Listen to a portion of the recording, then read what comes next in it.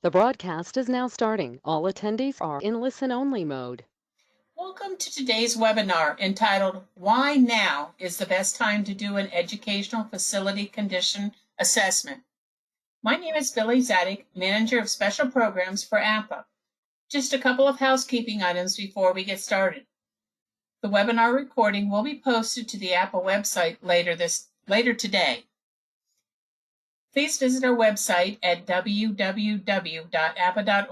to register for upcoming events and to view archived webinars for continuing education credits found under the Continuous Learning tab. APA Academy and Institute will be in Fort Worth, Texas, January 9th through the 12th. Registration opens November 4th. Also, T3 will be in Fort Worth, January 10th through the 12th. And as part of the registration, you will receive a digital copy of the Operations Maintenance and Custodial Guidelines. Registration for T3 is now open. Information is available on the APA website under the Continuous Learning tab. Professional continuing education certificates are being offered for today's program. AIA members who need their attendance reported to AIA should contact me at Billie, BILLIE at APA.org. Those who indicated they wanted a certificate at registration and meet the requirements will receive their certificates later this afternoon. All attendees are in listen-only mode. Please type your questions in the chat box and they will be answered in the order they are received. If we run out of time and we still have questions, responses will be sent directly to the person asking the question by our presenter. If you're just calling in, make sure to send an email to me at billie@apa.org so I can send you a certificate if you would like one. The system only recognizes you if you log in. At this time, it's my pleasure to turn this over to Kyle Christensen. Kyle, take it away. Okay, good afternoon. Thank you very much for joining me today. I know that we have an audience here probably of K through 12 University College USA staff, as well as potentially Canadian staff in the same sectors. And I just wanted to be aware that we're going to try to deal with a little bit of everyone's concerns here on the educational side, but we have about an hour to put this together. And I appreciate everyone taking the time. This is a picture of myself, and I wanted to introduce my role as Vice President of U.S. Operations for Roth Integrated Asset Management Strategies. We are one of the largest facility condition assessment organizations in the country, and we work primarily in what I would call the MUSH sector: municipalities, universities, schools, and hospitals.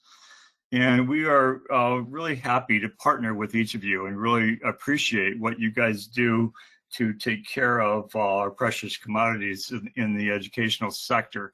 And it's not an easy job, but I really thank you for what you do and appreciate the time that you're going to give me today to kind of go through and to look at what is the heartbeat of the educational sector right now. Where are we with universities, schools throughout the States and in Canada as well? That's what we're doing today.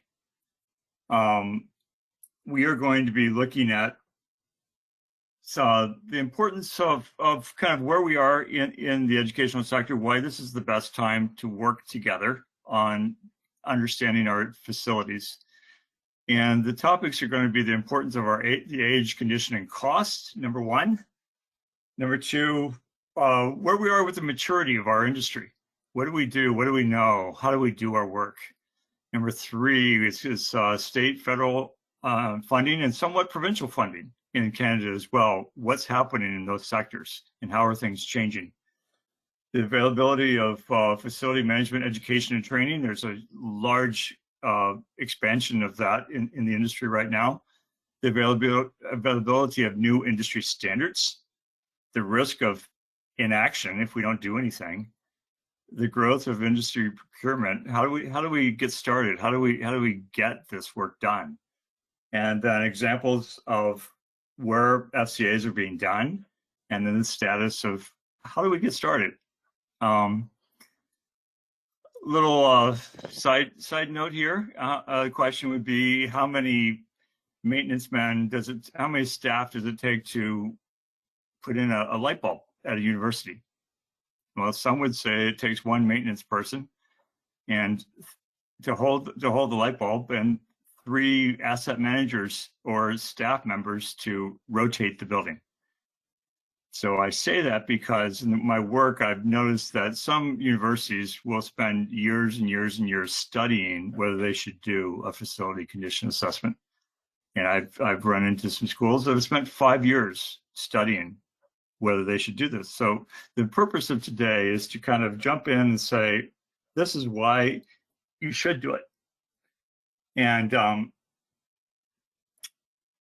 Billy, we were going to start today with a little bit of a questionnaire, just to see where the audience is, to find out what people are doing in the facility condition arena.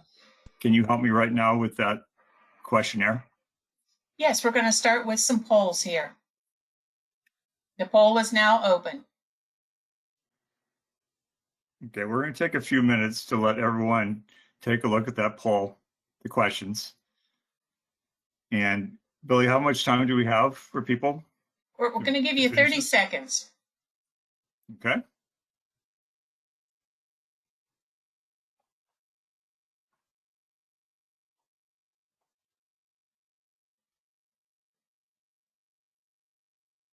I'm now closing the poll. And the results are, to the question, we have not begun formal facility condition assessments of our school facilities. Answer, 30% yes, 70% no. We will now go to the second question.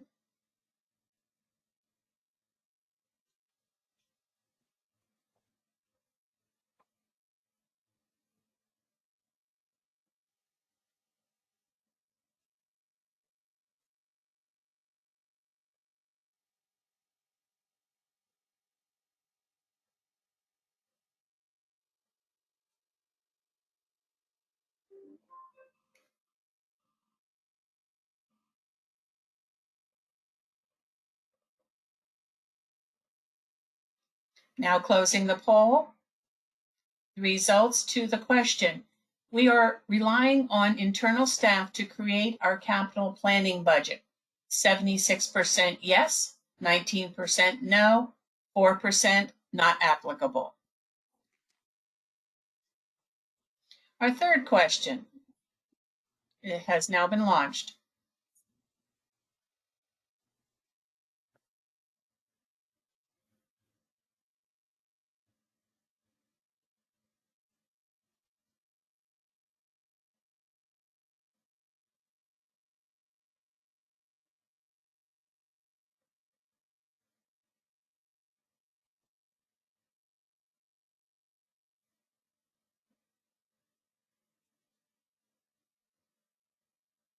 I'm now closing the poll. And the results for the question, we completed an FCA study in the past 5 years using an outside consultant. 49% yes, 51% no. Our next question is now launched.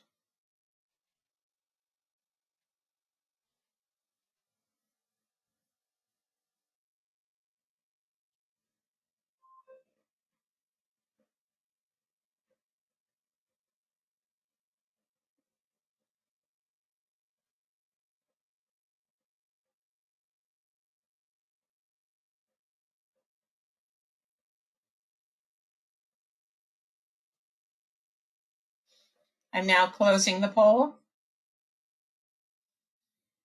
And the results are, to the question, we are planning to complete an FCA study in the next 12 months. 53% answered yes, 47% answered no. Our next question has now been launched.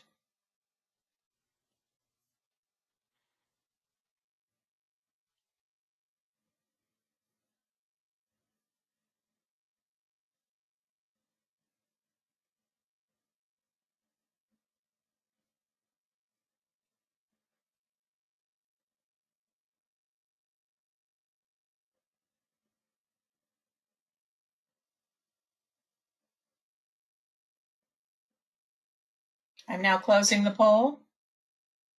And the results to, we are using a plan to use CMMS software systems to manage our system data and to create capital planning reports for funding. The responses were 56% yes, 44% no. Our next question is now launching.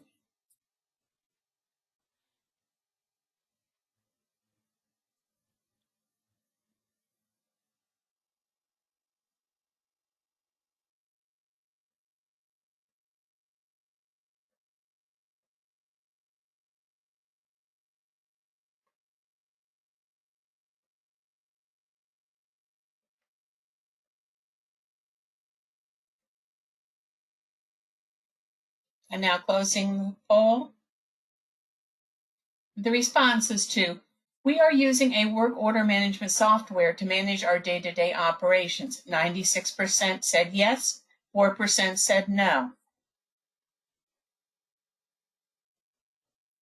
Our next question is now launching.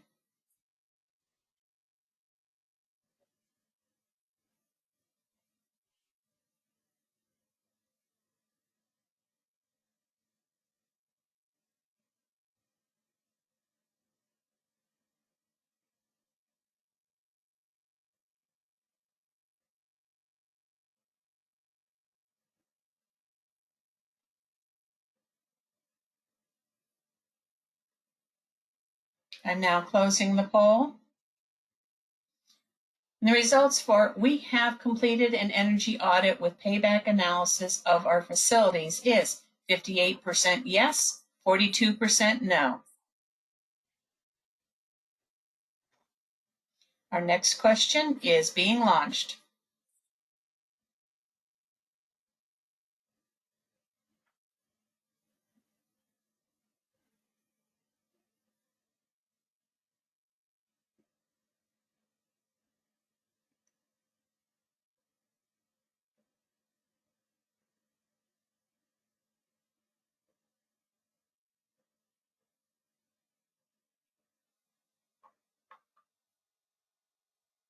I'm now closing the poll.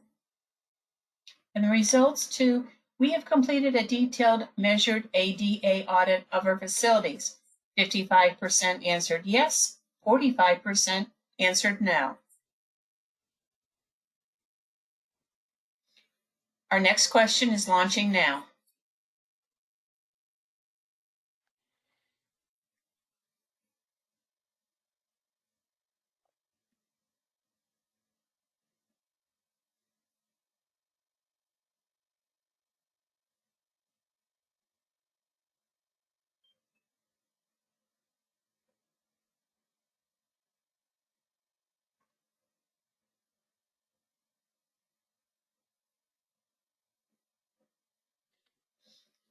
I'm closing the poll.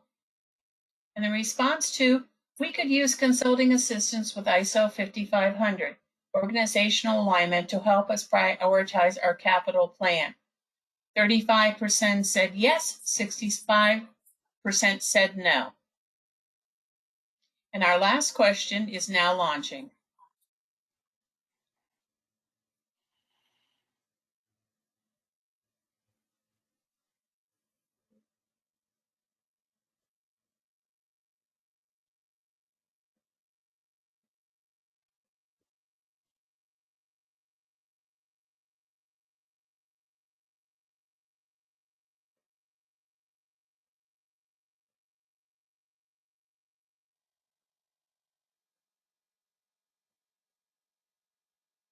I'm now closing the poll. And responses to, we would like specialty studies of the following.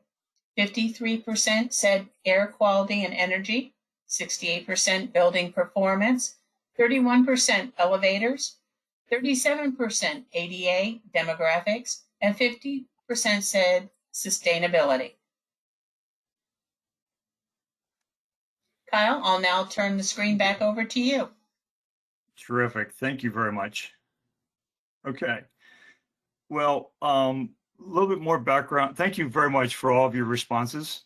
I've been in this industry as an architect for 40 years. I've been doing assessments for 30 years. I've managed large national companies.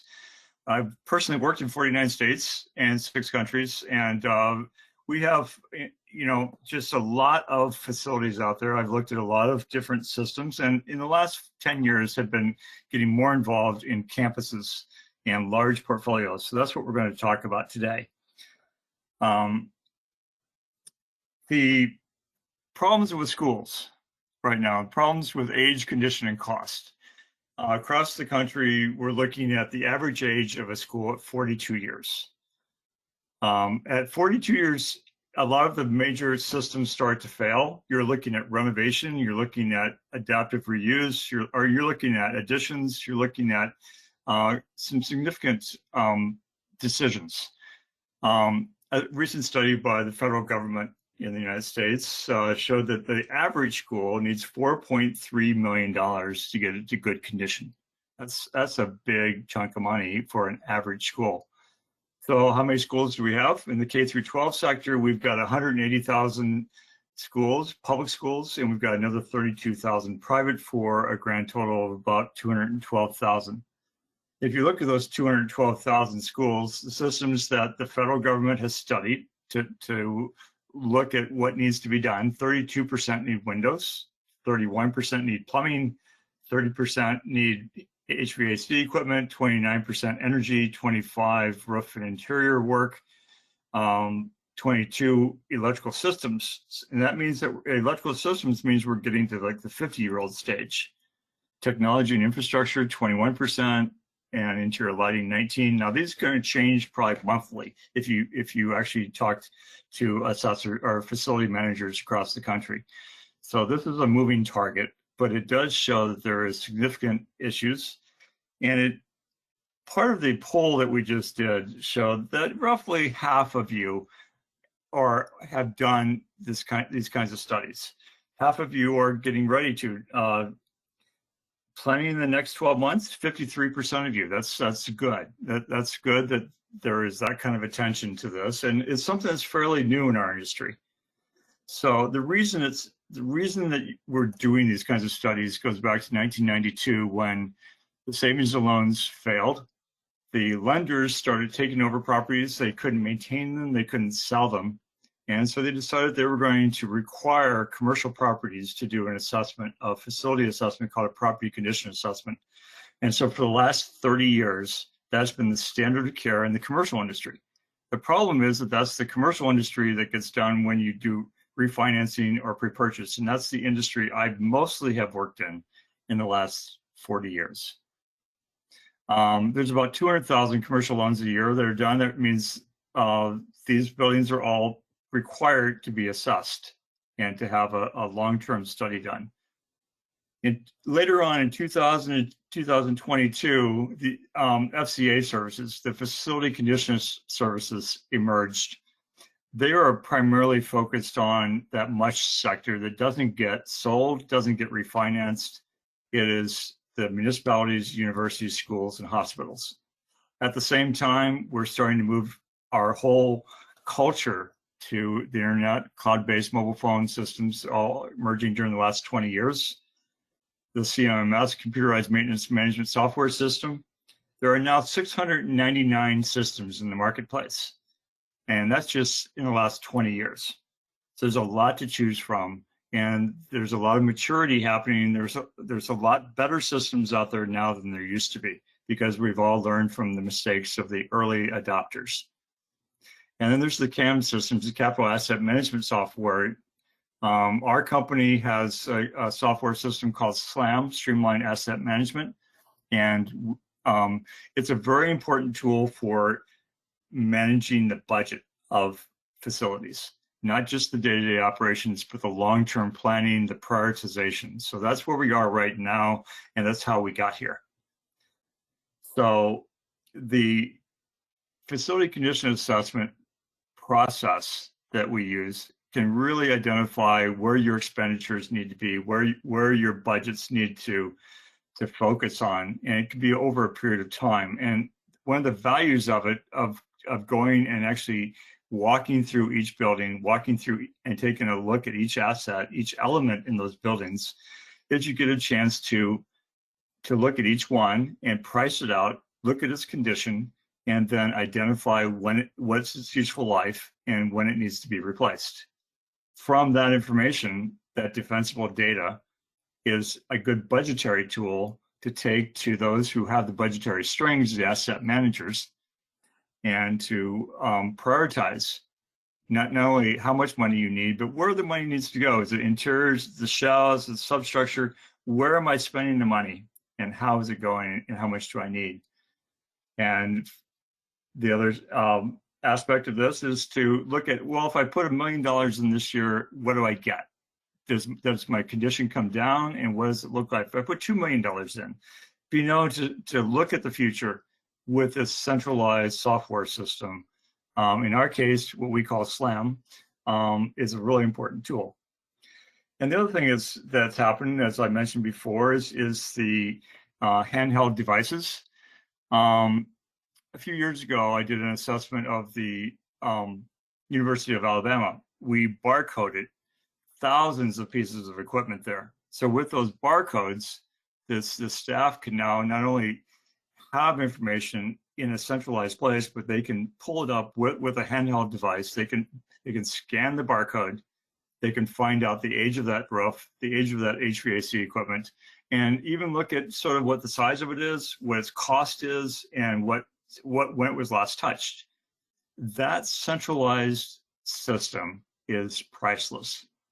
And we're going to see more of why that's necessary as we move forward, because historically that information has been kept in file cabinets, and it's been kept in the heads of staff. And file cabinets, as you know, are becoming very obsolete, and staffing is a problem because there's turnover in staffing, and all that institutional knowledge gets lost if we don't capture it and centralize it. So getting the information by building, by system, is collected, it's provided, it can then be uploaded into a software system with some photos, with some description, with some condition, with some history, and it's all really good. The number 3 reason to be doing a facility condition assessment now, actually, when I started the year, I was very interested that the current federal administration had put $100 billion into school funding for this next year in the infrastructure bill. Unfortunately, that funding went to 80 billion and then it went to 0. So what I thought was going to be just this amazing amount of money coming into the educational sector from the federal government ended up being 0. But so then I started looking at all the states, because there's certainly a lot of attention right now. There's a lot of attention in our culture about infrastructure, and it's getting a lot of funding, and states have actually been stepping up. If you look back between 1995 and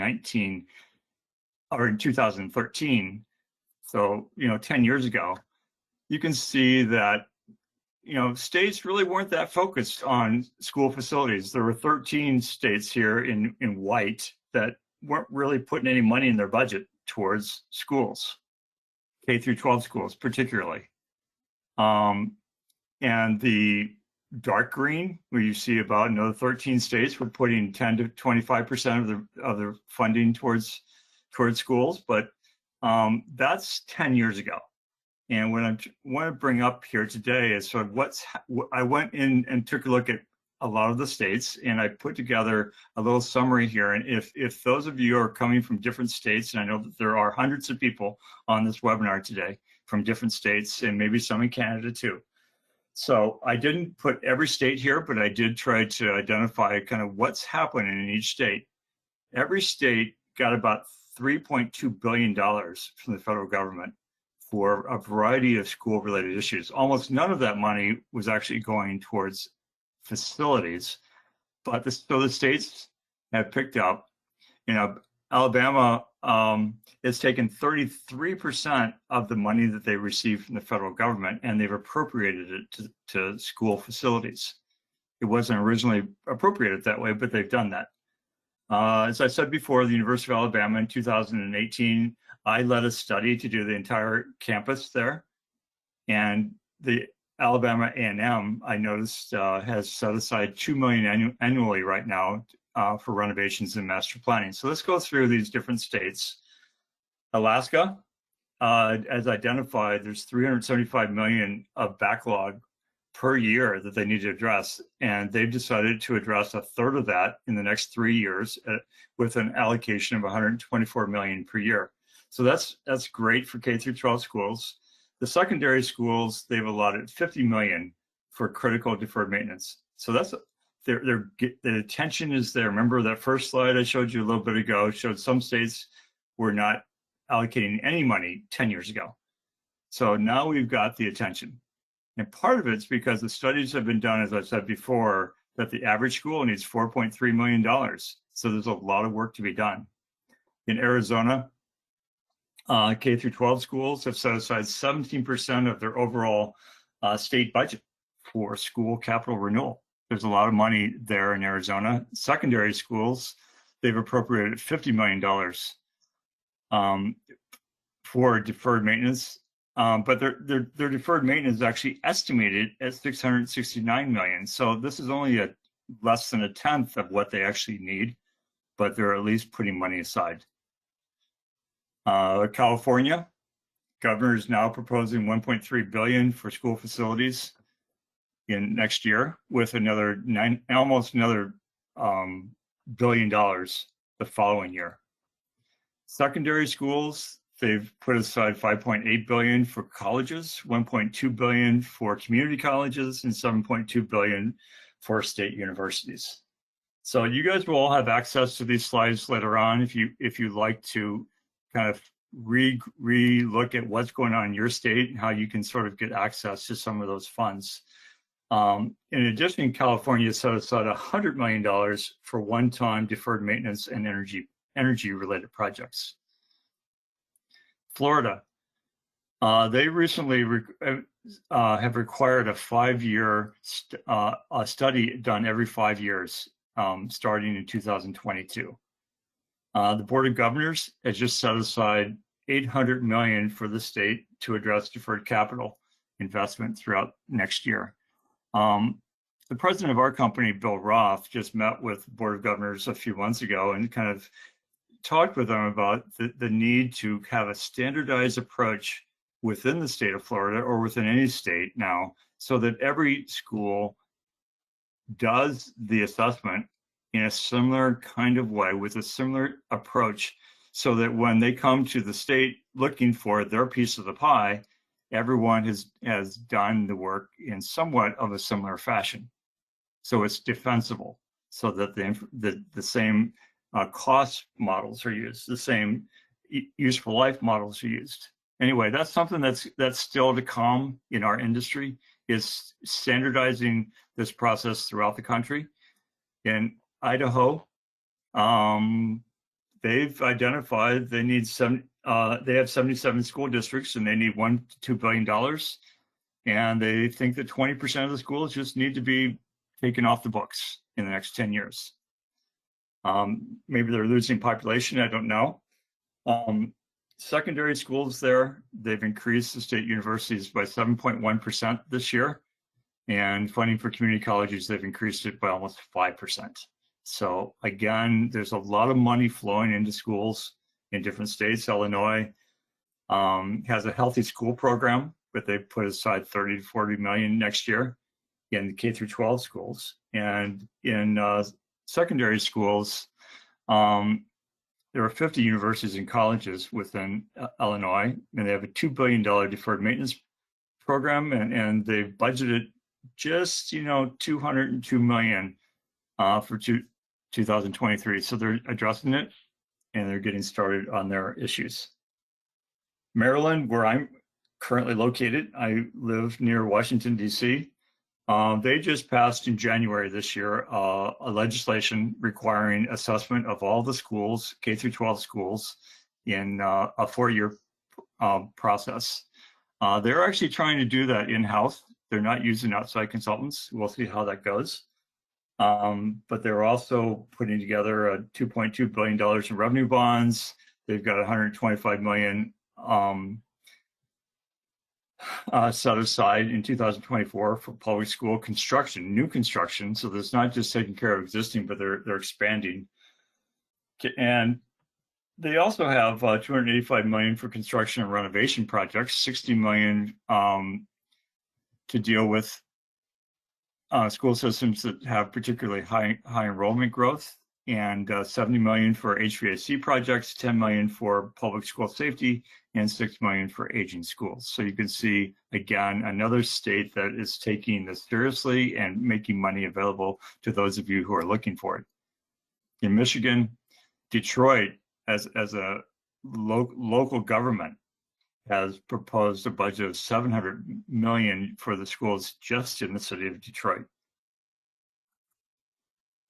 Minnesota, Roth IMs, my company, the company I work for, and I'm vice president of the U.S. for, we are just starting a statewide assessment of all of the universities in Minnesota this month. So that will be a long-term project for us, and Minnesota is stepping up. I don't have a lot of information on K through 12 schools in Minnesota right now. Mississippi, I'm doing this in alphabetical order, so I'm not trying to make these a priority in anything else besides just alphabetical order.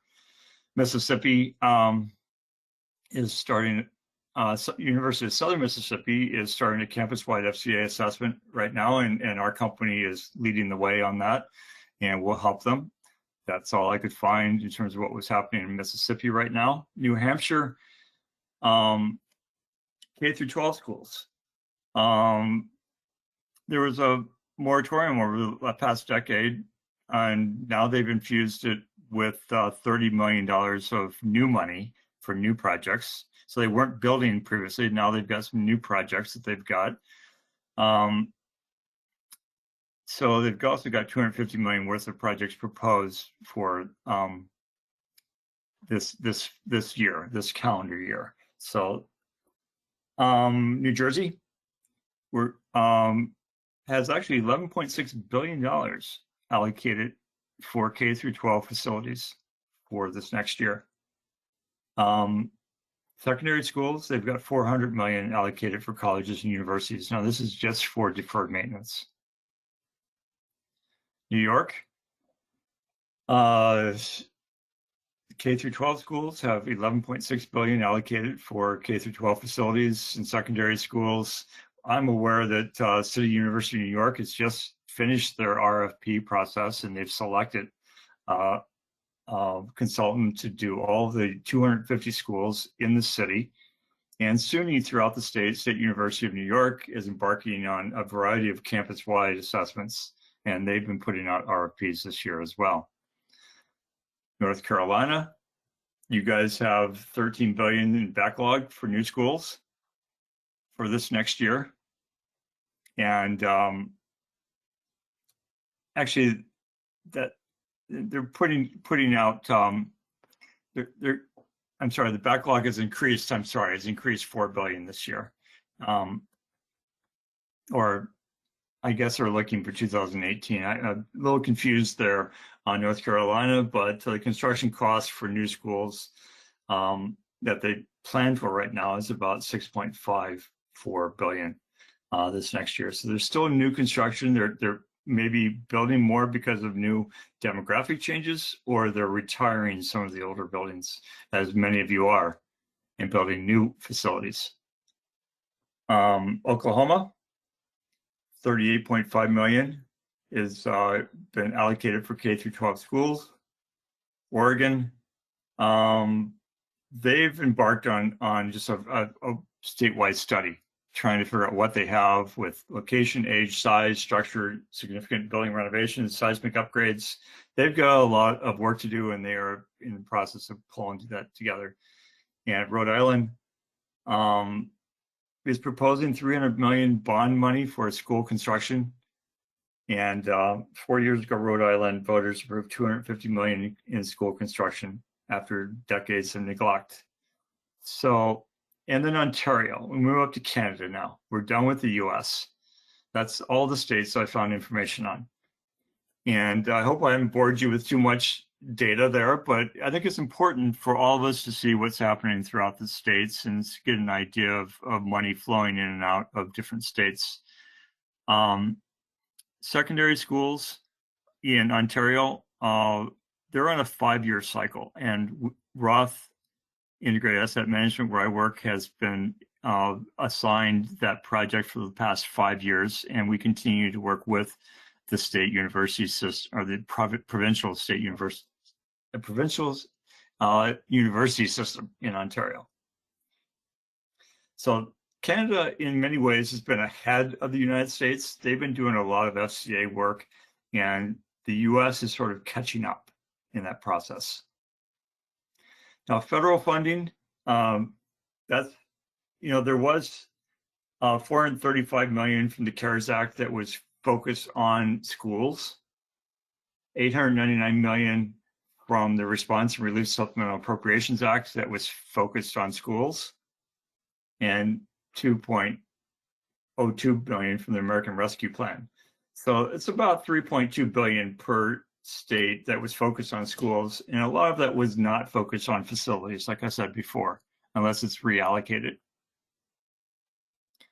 Infrastructure bill that was passed this year, at the beginning of this year, had $65 billion for broadband investments, had $5 billion for clean energy school buses, wanting to move all the buses to electric. It's one of the goals of that infrastructure plan. There's $500 million for over 5 years for competitive grants to schools for energy efficient upgrades. So if you guys are involved in energy efficiency improvements, there is money set aside for competitive grants. And there's also $200 million set aside for lead contamination, and that's going to be primarily the northern states, where Chicago and Detroit have been publicized as having the most problem in those areas, but there's also other cities on the East Coast that still are dealing with lead piping. So then we move to a different sector of thought. That was all the budgetary issues. Now we look to the facility management industry itself. Many of you are facility managers. And LinkedIn, I noticed I'm in a facility management group, and there's 176,000 members in that group alone on LinkedIn. There are industry conferences happening almost weekly throughout North America. There's training certification programs for facility managers. So there's a large knowledge increase in this sector of facility management. And according to a recent survey, unfortunately, a recent survey by IFMA said that a lot of the facility professionals are actually aging in place. And so the average age is 49 years old. 50% of the workforce is expected to retire in the next 5 to 15 years. So the institutional knowledge that 50% of the facility management staff have in their head or in their staff, it needs to be centralized. It needs to find a way into a place where we can manage it, and so it's not leaving when people leave or retire. So there's a good aspect of this growth of training, but there's also the natural kind of decline of that group as they retire and move on.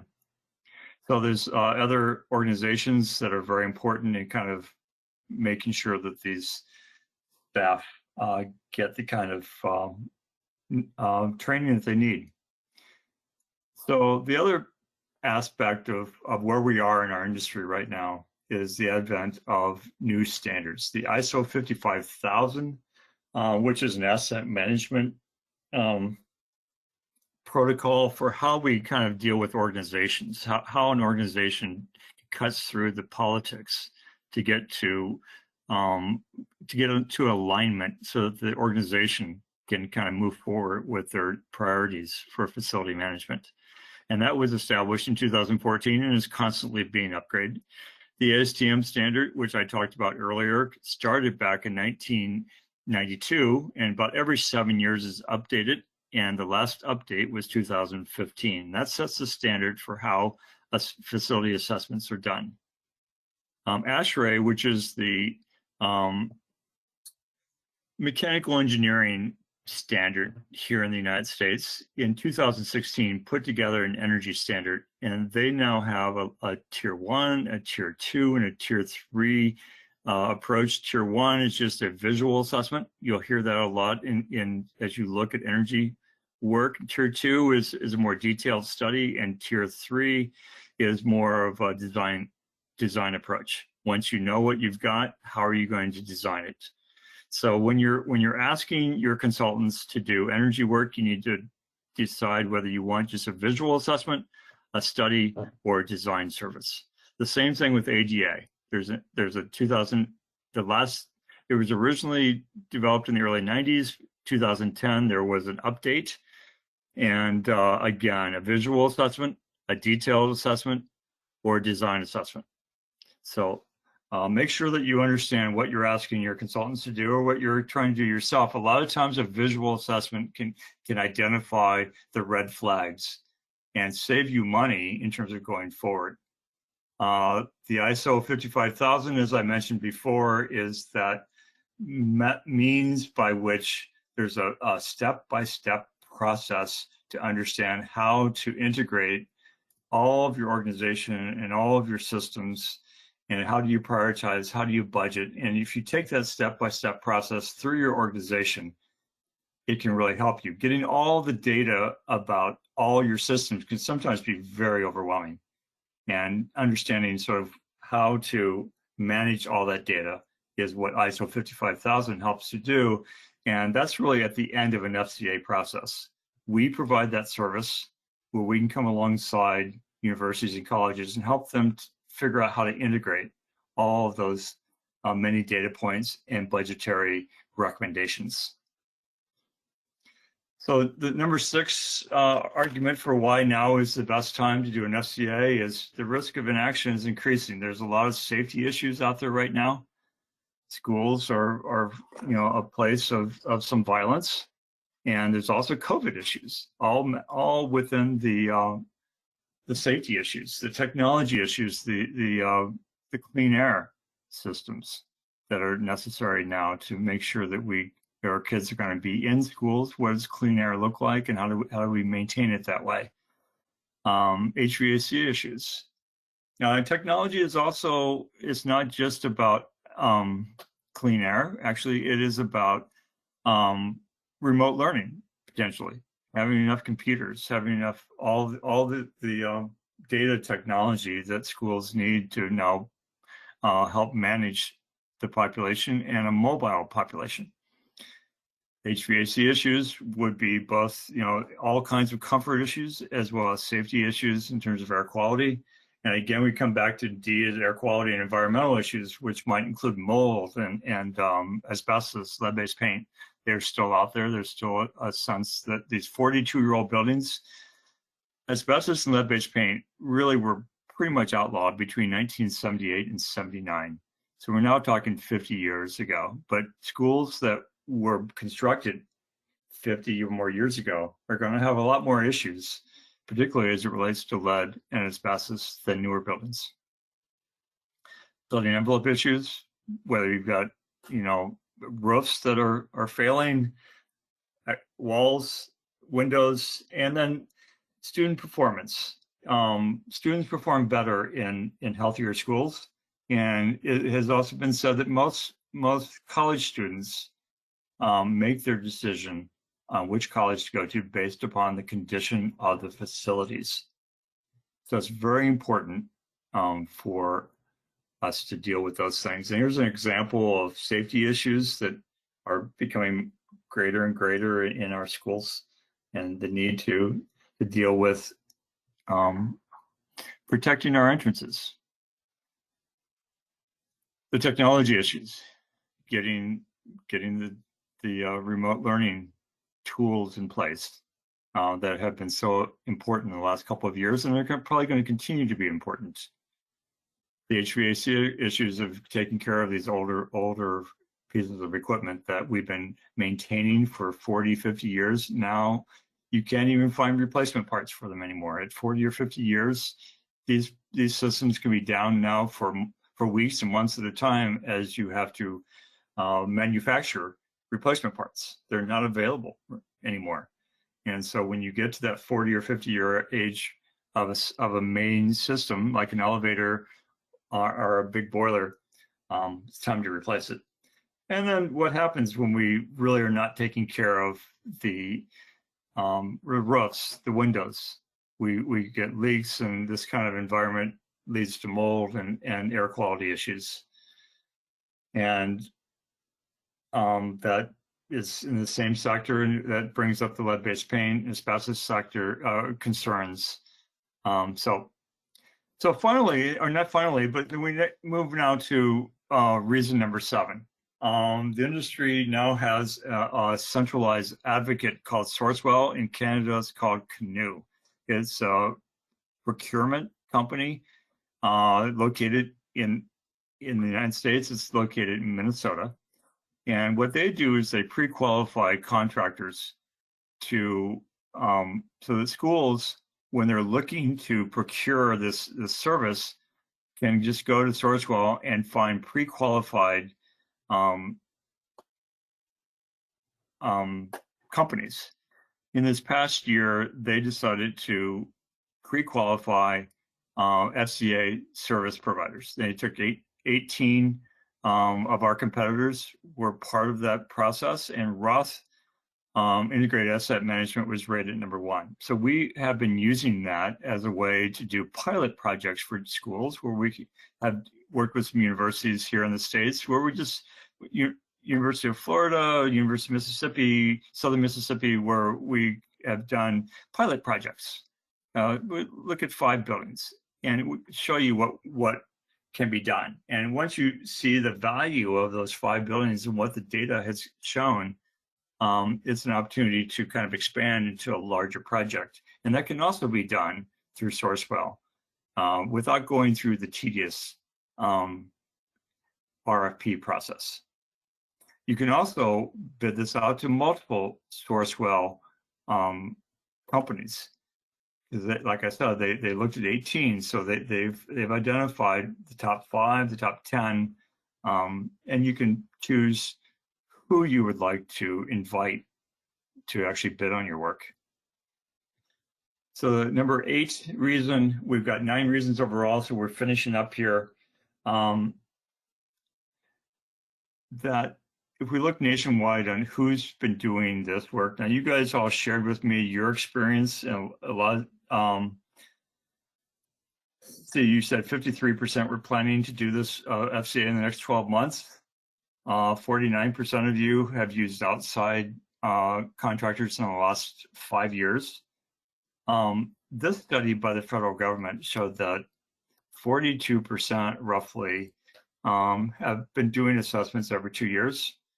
26 have been doing it every 3 to 5 years. 6 or more years, about 13%. And there's about 7% that they've done it once. And, there's a few that don't even know if they've done it yet. But that's gives you an idea that there is a growing group of schools and states that are doing this work, and at the state level, sometimes requiring that the work should be done. And the federal government's their study showed that 65% of schools have been assessed. 15% said no, and there was 18% when they responded just didn't even know. So this is by state. You can look at where your state fits into this model. The light blue, Illinois and Mississippi in the middle, did not respond to the survey. The powder blue of the Idaho, Wyoming, Colorado, they've done statewide assessments, including Ohio and South Carolina. And the lightest blue of Washington and Montana, Minnesota, Alabama, Georgia, on the East Coast, you see a lot of lighter blue colors. These states have been required to conduct assessments by their state legislatures. So you see that this is growing across the state, across the country, that there's various levels of adoption from state to state, but in general, states are moving towards requiring a facility condition assessment because there's so much work to be done that the problem of inaction can't be really tolerated anymore. So finally, number 9, file cabinets are out for most of us. I've got one in my room here, but I rarely touch it. Relying on institutional records and staff needs to be replaced by digital management, centralized management systems. Reliable data that's having a team that goes from building to building with the same set of eyes, the same set of costs, the same set of same approach brings that reliable data so that you can help to prioritize, not just know what you've got, but then to prioritize to know when you should do it and where the money should go and what the risk of inaction is. And this helps to level the playing field. Like I said, in Florida, they are trying to level the playing field by standardizing all of the FCA assessment services throughout the state. This is one of the problems of doing it in-house. Once you've done the study and you go to the state and they say, well, what standard did you use? And trying to get what you ultimately are trying to get is the budget. You're trying to get the money. You're trying to get the funding together so that everyone has a comfort level that they're putting the money to the best use. And that's why we need a national standard. And in some ways, one of my goals is to help create a national standard for facility condition assessment work so that we're all doing the same thing. We have some standards out there right now. I think there needs to be even more standards in place. But so how do we get started? The final question. What information do I need? We're going to look at all these basic systems in the building are all part of the capital planning process, the roofing, HVAC, elevators, fire protection, site development, facades, structural, ADA. So all that is part of a standard FCA. And to get started, you need to identify the address, what buildings you have. A lot of facility managers, you talk to them, they don't have a summary of what buildings they have. And so that's starting with the address, the age, the square footage. And once you've identified what your portfolio is, then you need to identify if you want some additional specialty services, like do you want an ADA compliance assessment? Do you want an energy performance, a building performance? We do a building performance checklist here at Roth, where it's a very streamlined process that helps you kind of identify which of these things might be helpful to you without going too deep to begin with. Maybe you've got structural issues, elevator issues. We can bring in a specialty elevator consultant who is especially skilled at looking at the condition of elevators. Otherwise, we're looking at the general condition. If you want a specialty service, the elevator consultant can be helpful. A roofing condition specialty can be good. We have demographic partners that we use to help you identify what your demographic projections are, space planning and asset management with ISO 55000, as we said before. So these are all additional ways that you can embellish an FCA service. So our vision here at Roth is to solve the world's deferred capital renewal and maintenance backlog crisis. And our mission is collaborating with organizations like you to enable you to make better decisions with your unique organizational context on where and how to invest your limited capital maintenance dollars to create a better built environment. So with that being said, we finish up with your questions and a little bit of information about how you can contact me if you have further questions. So I'm going to open up to any questions right now if anybody has put anything in to the chat box. Yes, we do have some questions for you, Kyle. And the first question someone has is the state funding you're referencing, the ESSR funding?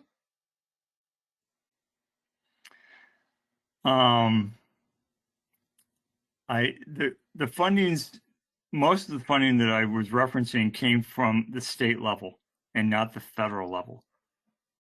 So I'd have to get the definition of ESSR first before I can answer that question. Okay. And the second question we have is, are these funds for public schools and universities only? Okay. Well, as I went through, I divided between K through 12 schools and secondary schools. So secondary is going to be the community colleges and colleges and universities. So there is a separate attention in each state towards the two different school types. Okay. The ESSR, the definition is Elementary and Secondary School Emergency Relief Fund. I see. Okay. Well, just a comment that one of the, as I looked at the federal government trying to throw $100 billion into the educational facility condition assessments for the infrastructure bill, and that was taken out, what I understood was that the federal government historically has not wanted to be too involved in school funding in general. They tend to get more involved in emergencies like down in Hurricane Ian, and they get involved with schools at that level. They tend to leave schools, K through 12 schools, particularly to the states and local municipalities. So there is money that they have set aside.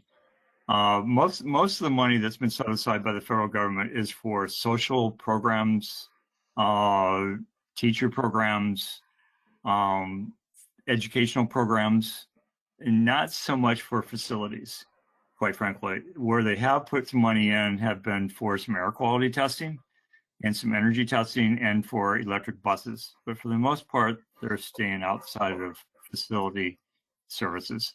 Like I said before, Alabama had decided to take their $3.2 billion for all these different educational funding from the federal government and allocate about a third of it to their educational facilities. So that takes a little bit of work at the legislative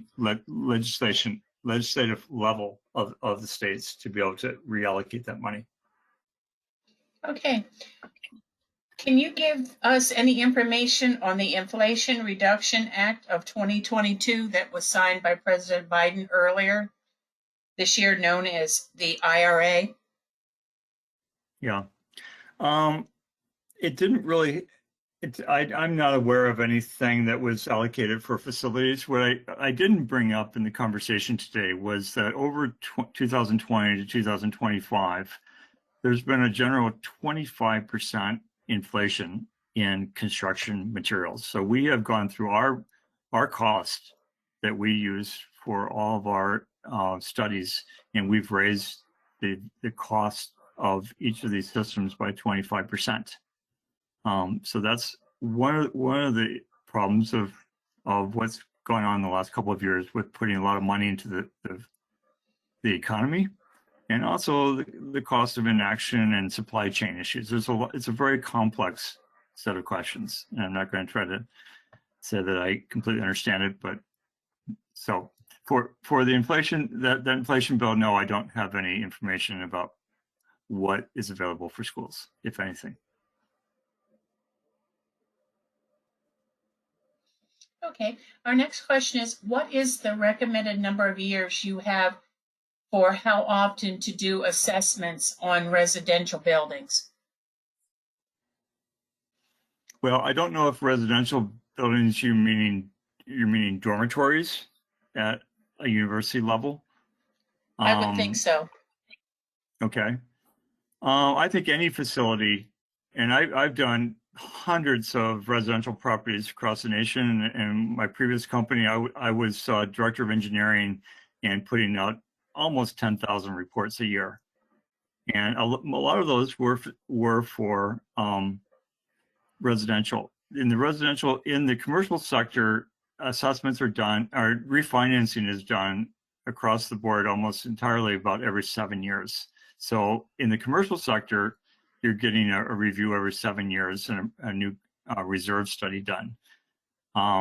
In dormitories, you're going to have a large amount of interior work that needs to be done on a 5 to 10 year cycle. You're going to have a lot of carpeting to be replaced. So in general, we are looking at a 4 to 5 year cycle for all buildings, I would say. Now, residential might need it even more, but all buildings need it because things change in that 5 year cycle, and it's time to update what you have. The University of Minnesota right now, their last study was 2013, and we are now doing what is now a 9 year cycle for them. Okay. Thank you. I think we have time for one more quick question. Has there been research on relationships between facility condition and student performance?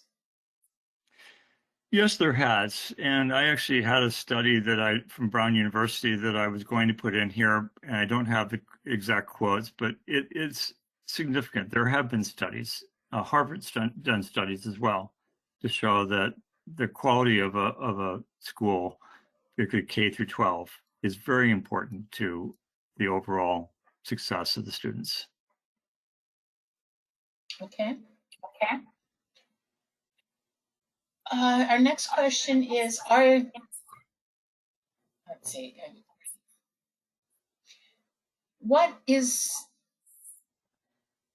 how is technology evaluated in the FCA process?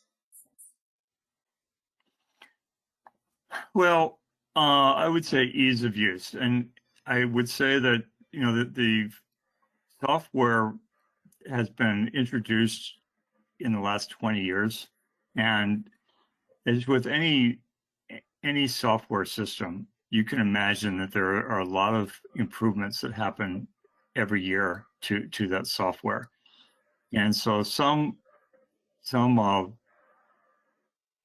universities, schools are struggling with these older software systems that are not that easy to work with. So you want to look at how much training that you need, how easy it is for you to make your own decisions and to be able to slice and dice information yourself. How easy is it for you to select your own set of data points in software, so that you can easily go in and say, well, I just want to look at my residence halls.